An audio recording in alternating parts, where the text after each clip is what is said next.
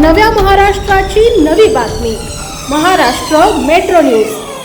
हिंगोली येथे पार पडलेल्या कावड यात्रेला उपमुख्यमंत्री एकनाथ शिंदे यांनी हजेरी लावली।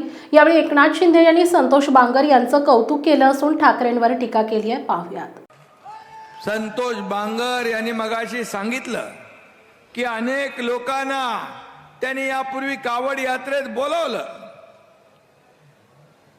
पण काही लोक कार्यकर्त्यांना नोकर समजतात, कसपटा समजतात, कार्यकर्त्यांना घरगडी समजतात आणि बाळासाहेब कार्यकर्त्यांना सवंगडी समजायचे, सहकारी समजायचे।